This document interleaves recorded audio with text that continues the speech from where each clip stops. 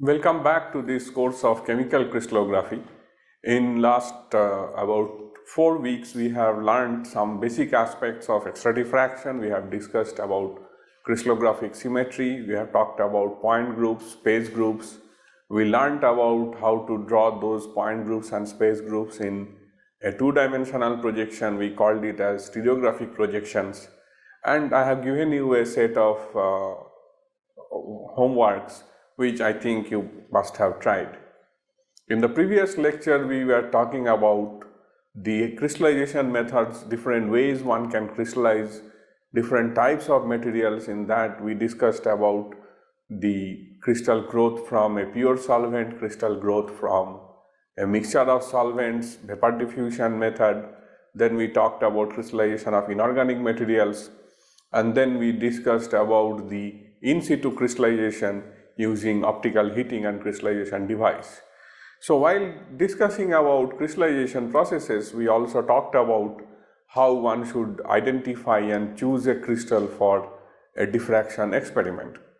One should look at the crystal under optical polarizing microscope, use the analyzer efficiently to identify the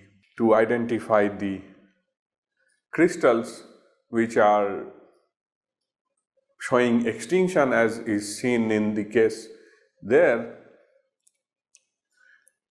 It is seen in the case of this crystal which shows extinction when the analyzer is rotated by 90 degree. In the same way, another crystal which is of irregular shape also shows extinction when the analyzer is rotated by 90 degree.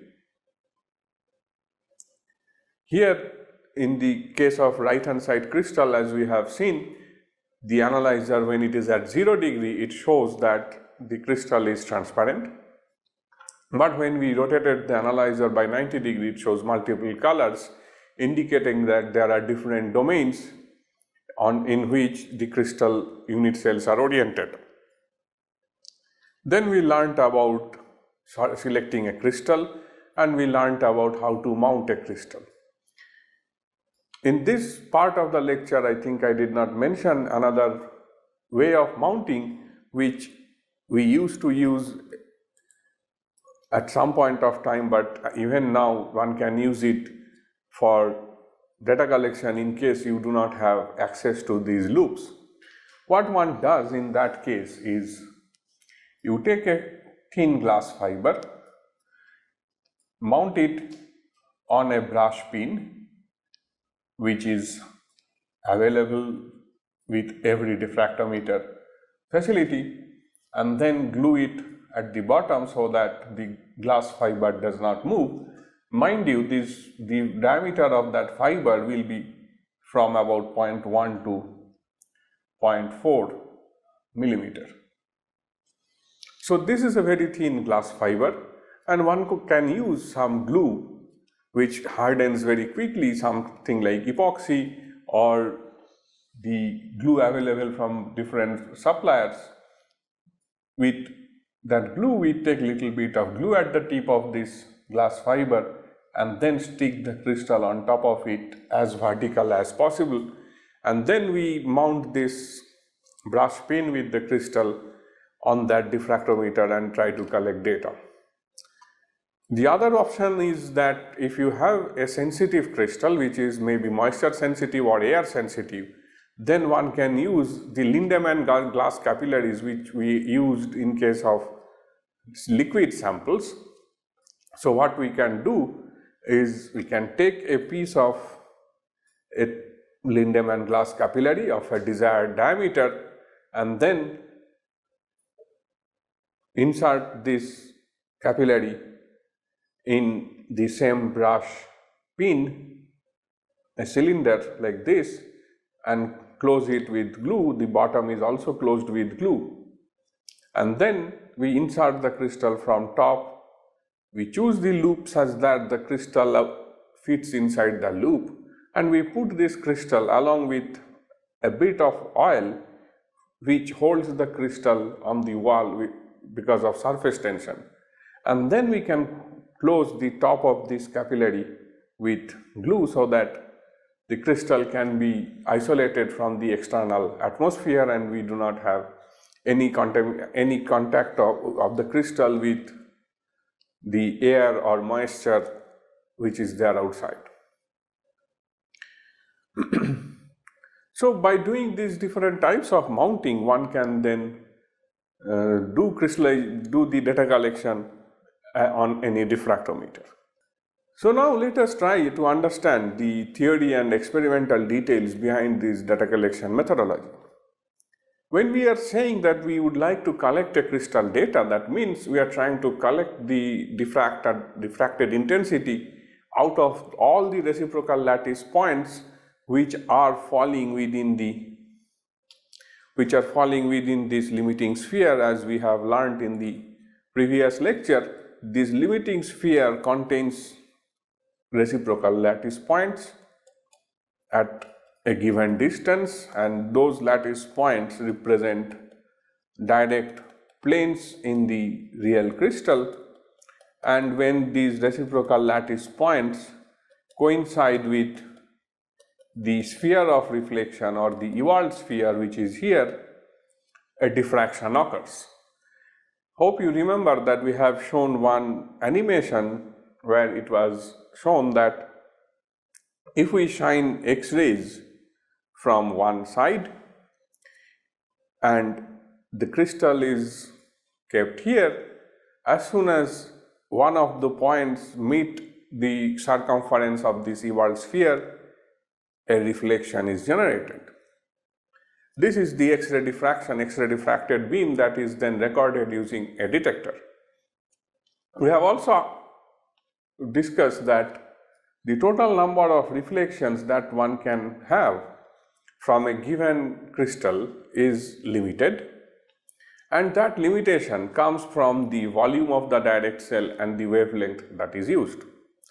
So for crystals with larger unit cell dimensions, that means having a very large volume, will have large number of reflections compared to the crystals having a very small unit cell. Once again, if we change the wavelength from molybdenum to copper or copper to molybdenum, there is a drastic change in the number of reflections, as we discussed in one of the previous lectures. Using copper K alpha radiation for an orthorhombic system, if we can get 1600 reflections,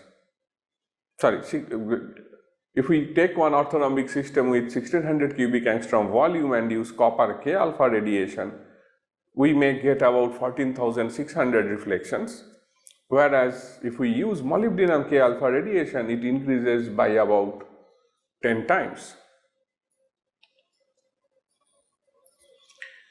So, what constitutes the unique data?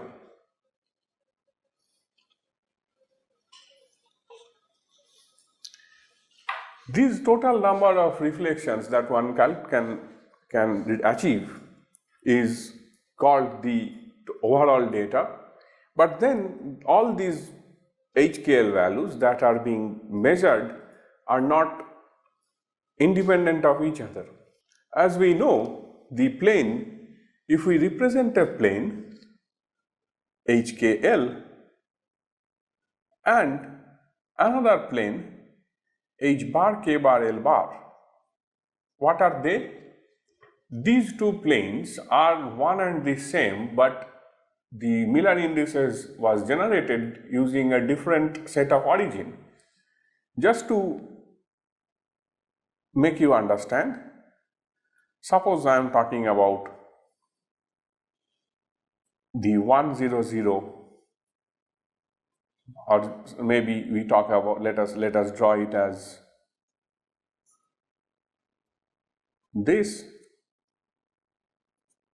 and this particular plane is 0, 1, 0 with respect to the origin here.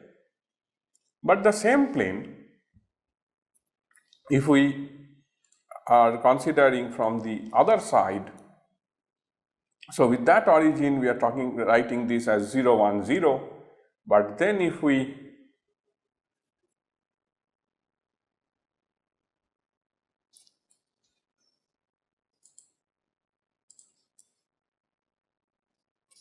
and then with respect to the new origin located at this point, the same plane looked from the right hand side would have Miller indices 0, 1 bar 0. What does it imply?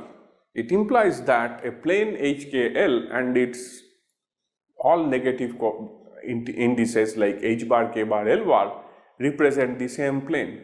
And once these two are same plane, the planar density of HKL is same as planar density of H bar, K bar, L bar. That means the diffraction from the plane HKL is going to be same as from the H bar, K bar, L bar. So the diffracted intensity, that is IHKL, that is the intensity of the diffracted beam from that particular plane with indices HKL, is going to be same as the intensity of diffraction from H bar, K bar, L bar. Which means in case of a particular crystal where we have a reciprocal lattice, it forms a sphere, and that sphere has a large number of reflections, but half of them represent the another half because every HKL has its equivalent reflection H bar, K bar, L bar. So any reflection, suppose I 2 bar 3 2 is same as I 2 3 bar 2 bar, and it is true for all values of H, K and L, which means when we collect a full sphere of data, which means collecting all the possible values of H, K and L ranging from minus infinity to plus infinity through 0, corresponds a full sphere data, and which is already an excess amount of data because the Friedel's law, which we have indicated here, which is mathematically written as that IHKL equal to IH bar K bar L bar, is valid for all the crystals no matter whether it is centrosymmetric or non-centrosymmetric. So when we say that we are collecting a full sphere data, it means that we have H ranging from minus infinity through 0 to plus infinity, K ranging from minus infinity through 0 to plus infinity, and L also ranging from minus infinity through 0 to plus infinity. This means if we consider the reciprocal lattice as a sphere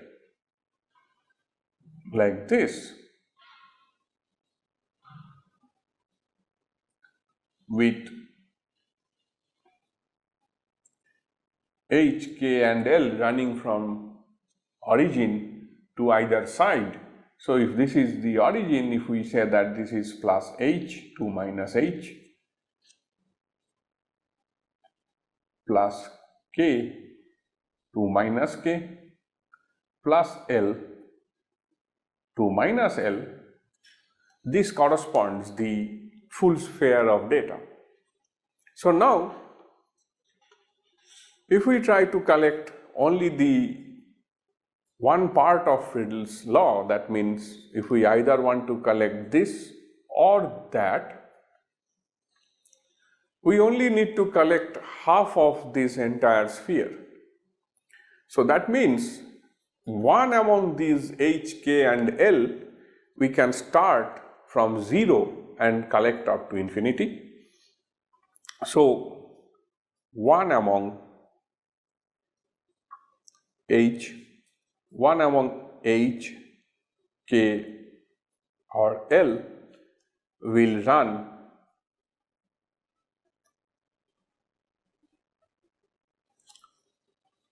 from 0 to plus infinity, and other two will run from minus infinity through 0 to plus infinity, which would mean that we are actually collecting the data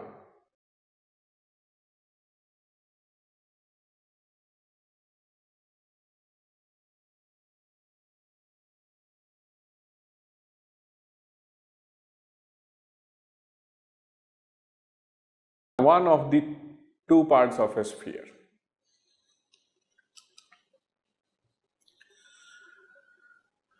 So, what we understand from here is that the distribution of intensity among the sphere, that is the reciprocal lattice sphere, is centrosymmetric in nature. The distribution of intensity being centrosymmetric following Friedel's law, we only need to collect the hemisphere of data. So now, when we have a triclinic system,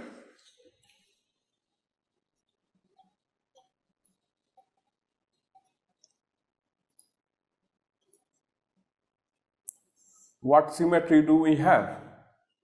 We can have one or maximum one bar, which means we can only have x, y, z or x, y, z and x bar, y bar, z bar as equivalent points. So, this means we have only to a maximum of inversion symmetry. So, in case of triclinic, the only symmetry that the intensities can have is the Friedel's law.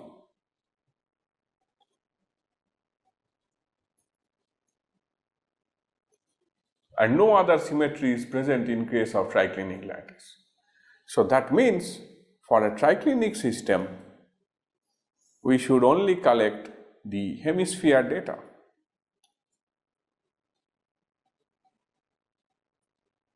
And that will constitute the full amount of data that is needed for a triclinic system.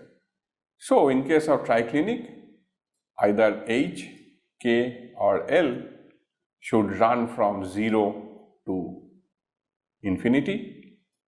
Suppose if H is running from 0 to infinity, then K and L will run from minus infinity through 0 to plus infinity.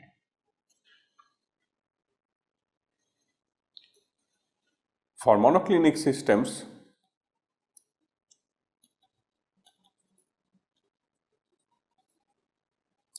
what do we have? For monoclinic system, the symmetry is 2 by m. The maximum symmetry is lowest symmetry is 2 by m. So this 2 by m indicates that we have a twofold axis parallel to y, and we have a mirror plane perpendicular to y. These two symmetry conditions give rise to two sets of reflections. One set corresponds to I HKL equal to I H bar K bar L bar, which is nothing but Friedel's law, is equal to I H bar K L bar, which is a twofold operation from the first point parallel to y, and the corresponding Friedel mate of this reflection, which is H K bar L, which actually is a mirror operation perpendicular to y. So these four reflections have the same intensity and they fall in one particular group. And the second set of reflections will have having indices like this, H bar K L, the corresponding Friedel's equivalent or Friedel's opposite is H K bar L, and then again we apply twofold on this first H K L, so we get H K L bar, and the corresponding Friedel opposite of this is H bar K bar L. So that means this is a 2 parallel to Y, and this is a mirror perpendicular to Y. So now we have two such sets of reflections which are equivalent. So this means that we only need to record one among all this and one among all that, and as a result, the amount of data that is needed to collect the total number of reflections, which is minimum required for monoclinic, is reduced to 1/4. So in this case, the values for H, K and L that are required to be recorded is like this. Since Y is the unique axis, we should collect K from 0 to plus infinity, and one of those two, either H or L, from 0 to plus infinity, and the other one from minus infinity to plus infinity, either this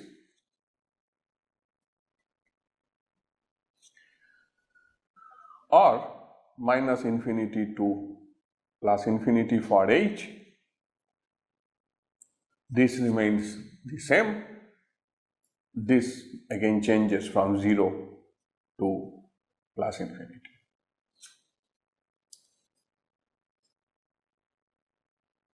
Which means we are only trying to collect the 1/4 of the sphere, which I am going to mark now.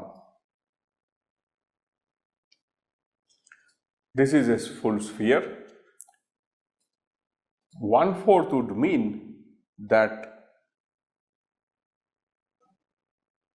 one of these indices is running from minus to plus, this index is running from 0 to plus, and this index is running from 0 to plus. So the region covered in this part is the 1/4 of data. Let us try to highlight this region with yellow. So this small region is the 1/4 of the sphere. This can be understood if you consider an orange, and that orange, if it is cut from the middle, is half of the sphere, which is only the upper half, and that upper half, if it is chopped vertical, then what segment we get is 1/4 of the sphere, and we are talking about that 1/4 portion in this particular case. For orthorhombic system, what we have in case of orthorhombic lattice, the symmetry that we have is MMM. That is the that is the Laue symmetry of orthorhombic system. What does it mean? It means a mirror perpendicular to X, a mirror perpendicular to Y, and a mirror perpendicular to Z. So when we have such orthorhombic system, we have the condition satisfying these three symmetries, resulting into the intensities of different sets of HKL reflections to be equivalent. So IHKL is equivalent to IH bar K bar L bar, which is Friedl's law. Then it is equivalent to a mirror perpendicular to X, indicating H bar KL is also same as HKL. The corresponding Friedl's opposite is H K bar L bar, is again equivalent to IH K bar L, which is mirror perpendicular to Y, and the corresponding Friedel opposite is I H bar K L bar, is once again equivalent to I H K L bar, that is mirror perpendicular to Z, and the corresponding Friedel opposite H bar K bar L. So let us write down the relationships between these points once again. This is Friedl's law.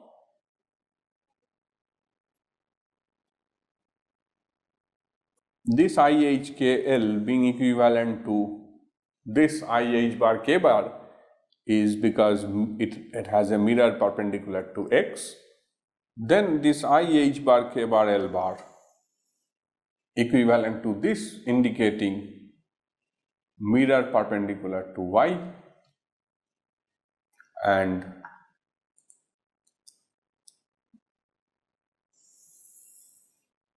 this indicates mirror perpendicular to Z, and the corresponding pairs here are related by Friedl's law.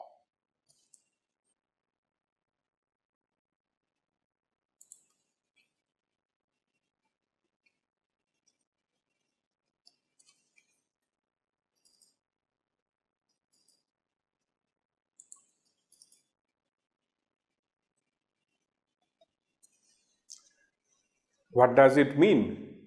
There are 8 different sets of HKLs which are equivalent.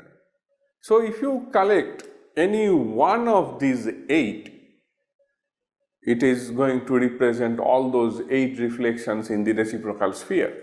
So all these 8 reflections need not be collected, but one can only collect one of those 8, which indicates for orthorhombic system we only need 1/8 of a sphere.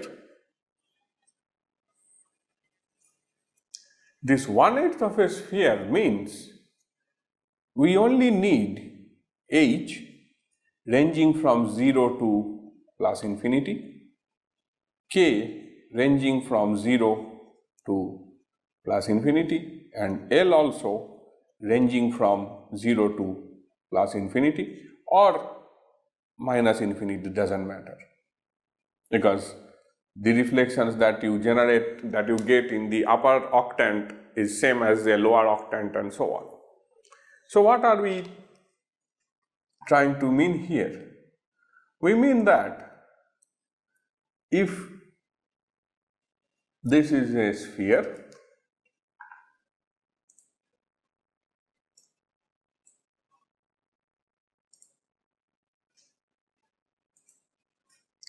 and then we have divided into 8 parts,